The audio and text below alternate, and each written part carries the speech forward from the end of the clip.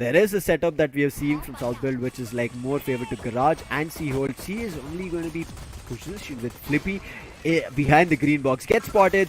The Prowler tries to take a bite of him. Boombot pushing them back from getting control of it, but there is a quick exchange. It's still a 4v4 situation. C-Long is where all the menace and the action is happening, and it's going to be Wild Oreo to pick up one, but Flippy on the immediate exchange as well. So it's coming back to again even Stevens, but Ja being very smart and quick to take window and slaps another. He's looking forward to the third here as well as he spotted the player, but Coco puts him down with his own ghost. Now Coco is thinking of walking off, but Garage has so Azys, even if he gets one, it'll be tough for him to run away back because there's nobody helping him out. The Prowler spots and Coco puts him down. Oof, lovely shot. That's and gotta with hurt. that, yeah, it's. I don't think they can get any exit frags over here, can they? Oh no, they don't even get to save the weapons now. Well, that's a bit unfortunate. Breach holding the backlines. Can Papi actually get any exit kill or two? The plant is inevitable. Will South Build go for another save over here? It seems like they have no choice. Maybe if Azys can get a kill, they can start going in. Oh, this is such treacherous timing. The fault line, it actually stuns Coco. He doesn't have a chance to dodge the paint shells, and Azys clears him out. 3v3, the retake is back on, but too much time has already passed. They know for a fact that now every member of Oasis is playing down on mid. There's no gravity wells to keep them off the spike, but they can at least throw their bodies down, and the bodies are being dropped on the floor. They're still calling this a bluff. They still think that the two members on C-side will be enough to stop, but Ja can't do anything. Flippy does get the revenge, and he's doubled up as well, so that's amazing. How on earth is he allowed to get the third one is beyond me. But the stun, it finally stuns Flippy, not Azys. He still gets that frag, and Flippy is still going strong.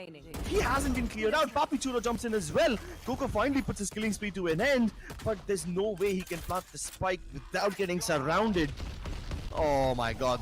He doesn't even get to plant it. The Rolling Thunder throws him in the air, off his feet, but Coco takes off Papi's head instead. Down hell, but yeah, there were some issues there. Corrected them back here, but PapiChulo sending a couple people my way, and Nexi is out. He's taking a lot more, gets the third. And it is looking very difficult for Oasis to convert this, and Markyyy wanted to make sure he still finds a way into the game, but he might have taken a player at Suez, but still A is nowhere close to being under control, and now they have less than 20 seconds to kind of work around with. Well, here comes the execute, a fast-paced one from Markyyy. He goes on top, only to be greeted by 3 other members. No way. Yes. And a wall to make life even more difficult. Recon does give away the position, but there's already an obstacle that they cannot push through. The wall. Oh, and the wall, not just the barrage of guns on the side of Aces, even they seem like a decent enough obstacle. Maybe Markyyy is doing a much better job of keeping these boulders away. He's already reached the bottom of attacking spawn. This is going to be tough. Now they don't have any place to even back off, but the swing a little bit iffy, but it was a quick exchange. So for the side of South Build, they're still good because they have the numbers up, and especially with Ja having so much in control, it's going to be tough. Markyyy needs to find one. The ult hits him, and that's going to be another player down. They're still not gotten the spike down, and Coco also falls. It's all up to Wild Oreo. Gets smacked by the Nova Pulse, trying to run away. A good shrouded step coming in, but there is a player at ceiling. He needs to quickly take that player out, but Flippy little bit difficult. Shock Dart goes out, should be doing a lot of damage to Coco over there. Yes, it does. He needs to patch himself up. Another Shock Dart comes, but thankfully he runs away this time. But the op has a gap that is found through the wall and connects, but Azys! What? Oh my god. No way. No way Oasis loses the round even after HeadHunter sprays him down. But hey, that was supposed to happen. There was no way he would have been able to hold the fort on his own.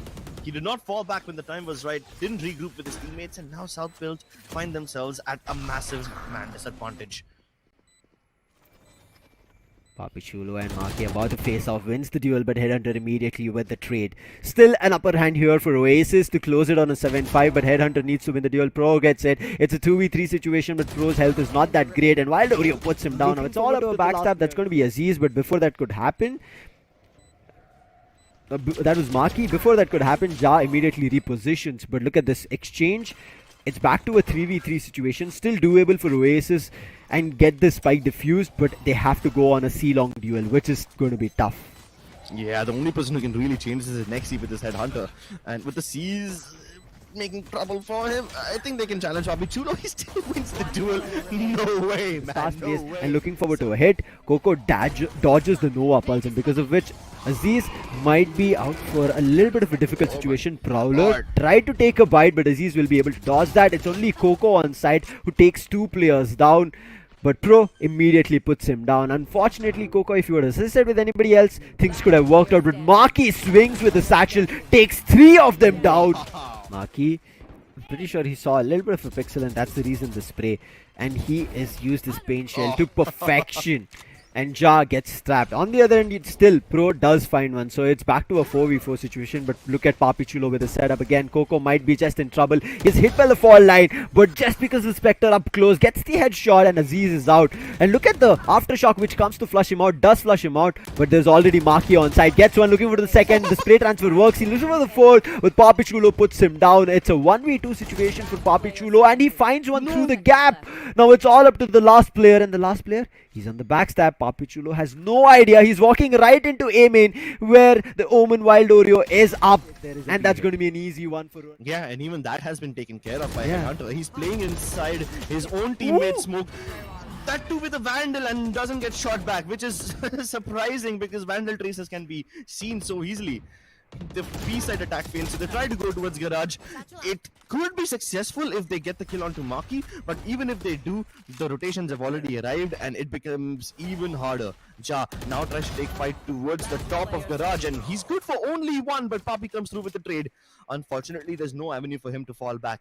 Even if he's able to plant the spike on C, and regroup, and rightly so they have done. In the meantime, PapiChulo, he's keeping a look on the back of site rather than trying to go long or something, because he stuck the spike inside towards the Radianite box, and that's the reason he's positioned. But look at the positioning, PapiChulo with one hand. Not playing forward over there. Holding back, just keeping it calm. Oasis need to conserve the utility, because in the past South Built have done a good job of baiting all that utility out, which makes it harder for Oasis to defend when the actual execute comes through. Oh, here comes the Rolling Thunder. It's not gonna let them fall back. Markyyy, HeadHunter still stunned over here, but at least Markyyy takes 1 down before he finally bites the dust. The C's holding them at bay, and it's given time for the rest of Oasis to come to the A side. The Nightfall comes through, but PapiChulo, he is an absolute menace. He chews through them all. Get too much map control at once, especially given the pace of Built Esports. The nades directly on top of him, and if the nades have been countered, the showstopper has been as well. HeadHunter is just kicking ass. Oh my god. The fact that he's able to silence the showstopper over there itself is huge, but then he doubles up on top of it. Oh, chef's kiss right there. I agree to that completely, and look at this, Wild Oreo knew they were another really go for contact plays. They've always made their presence known with utility and everything, but this time with them sneaking around, this could be a change of pace that they're not ready for. Rolling Thunder committed towards the A side, but keep in mind that is still not the main execute. They're getting all the kills. Ja is getting so much done towards Garage. azys is getting so much done towards A. They've got kills for days, and they probably don't even need to plant the spike to win the round. Connect with a lot of players. I think all the 5 actually. And now it's made life difficult for South Built. Only 20 seconds on the clock. Oh no! South Built are actually doing this. They're winning every single duel. And there's no chance for HeadHunter to get anything done. Wild Oreo's coming in from the back lines. He tried to shrouded step, assuming that the trademark would be towards the window room, but it wasn't, and he walks right into it. His position